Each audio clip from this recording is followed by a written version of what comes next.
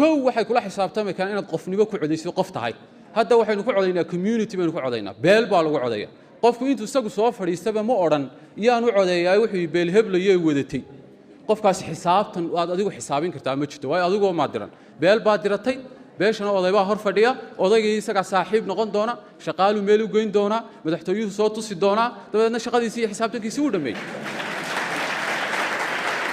laakiin haddaad adigu doorato shakhsi ku dooratay accountability way abuurmaysaa waa in la xisaabtanku waa laba wado ka socda waa qofka wax xisaabinayo iyo qofka la xisaabinayo marka biritoole markaynu codeynayno hadda cali iyo caashe iyo cutiyo ku codeysaan aan waxaan qabaa in dad wanaagsan soo saareen la xisaabtami karo haddaynu soo ku codeyno egas iyo belway iyo belzad de belway iyo belzad baa la xisaabtami doonta baahideenu halkiina si taagnaanaysa wax la wax isbedeli doonaana ana idin bal qaadaye aniga taayiga qora hadda qabiil ku codeysaan mid isma bedelaya labada xilibaan ee ku guriga ka galayna kursiga qabtaan waxaan ka horeynayaa xildhibaanka golaha baarlamaanka u tartamaya maanta ayshkan waxay arkaysa jaamacadda ku jira laakiin xildhibaanada golaha wakiilada fadhiya wallahi ana xataa dugsi quraan lagu aamino laakiin maalinta kursiga galeen boorabana waxay u tareen ma jirto maxaad noo qabanaysaa lacag ku badan qaadaysaa intaasoo dhalinyaro oo reer booraba inaad qabanaysid haddaan codka kugu siino si aan qabiil ahayn oo dhaaragtaya oo ku doonay horumar keenaysa waxaan leeyahay su-aasha labaad ee waxaa weydiinayaa xildhibaanka golaha deegaanka gabadhii dambana hadal aad u qiimo badan bay tiri soo waxay tiri qoladaa berigaasaana noogu dambaysay waxyaabaha kolley mar dambaynu inagu si gaara iskugu soo noqon doonaaye waxyaabaha anigu aan rabay inaan kaga duwanaado shakhsiyan xildhibaanadii hore waa la tashiga dadka aan matalo haddii aad arki jirteen xildhibaan idinka dhuunta waan idinka dhuuman maayo idinku ha dhuumanina idinku ha dhuumanina waa kow sidaa aad iila xisaabtamaysaanna waxaan idinka rajaynayaa inaad iila xisaabtantaan sidaa maanta oo hordhaca oonan waxba hayn haddii ilaahay nagu guuleeyo aad iila xisaabtamaysaanna waxaan rajaynayaa inaad iila xisaabtantaan markaan joogo halna waxaan rabaa inaan dadka kale ee sidayda sharaxan aan idhaa waxa laga dhawaajay waar haddii beel la isku raaco qofku xisaabtan geli maayo war waa qof iyo damiirkii waa qof iyo horta damiirkii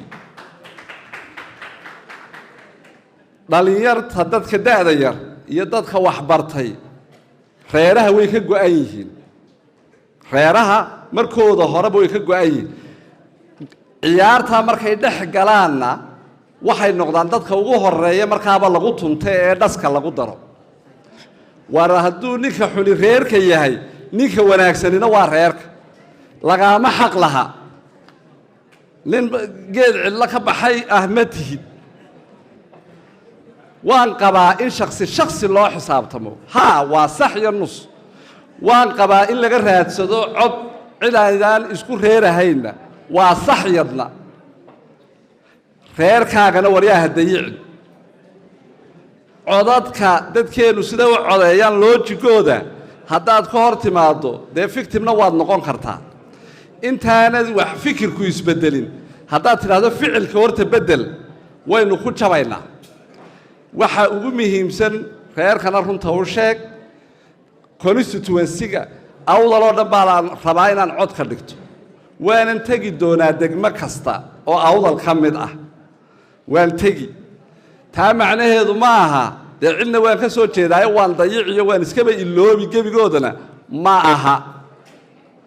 the simple fact yani xaqiiqada ah inaad reer awdal tahay baad reer ku tahay bahashani bahal idinka hadhaysa ma aha yaan halkaana la idiin dhaafin oo been ha isku sheegina imikaba waxa si aad beddelayso ficilkaaga ha ka muuqato gobolkan anigu waxaan soo matelay anigoo urur dhalinyar dalladii soonyo iyagana dee rikoorkayga waad waraysan kartaano ururadii aanu ku wada jirnay iyo akhyaartii aanu soo wada shaqaynayna way jiraan rikoor qarsoonna ma aha markaa dhinac aan ka jawaabno madeela meeshu ma malcaamad baa horta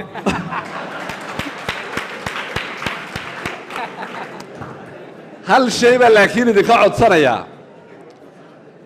hal shay baan rabaa caawa inaan idinka codsado nin walba iyo gabadh walba oo halkan jooga cid baad rabtaan inaad doorataan reerkiina dhexdiisana cid baa ku loolamaysa waar u hiiliya kuwa wanaagsan wasalaamu calaykum bismillaahi raxmaani raxiim horta gabadhu halkaas weli taagantee horta waxaan ballan qaadayaa laba arrimood waad igaga tala galaysaan ilaahayna wuu igu ogyahay waa shilinka cashuurta ee laga qaado dadka ee hooyada cadceedda fadhida laga qaado ilaa ka ganacsadaha laga qaado ilaa kuwa dadka guryaha laga qaado ilaa kuwa baabuurta leh laga qaado shilinkaa inaan kuu dhaqaaleeyo oo uu gacmo aamina galo horta taa waan ballan qaadayaa waa ballanqaadka koobaad weeye gacmo aaminaynu galay waa markaa weliba maayarka noqdo maa markaan xildhibaanka hayma kaasi waa qodob waxaa kaloon halkan ku idiin ballan qaadayaa maayarada maayar quraanu kama hadlayo maayarada aragooga ragga qaarkii waa wallaahi dawa hadday kuu qabateen heli maysid waxaan ballan qaadayaa in qof walba oo muwaadina oo reer Boorami uu xilligu doonay arki karo xilliyada shaqada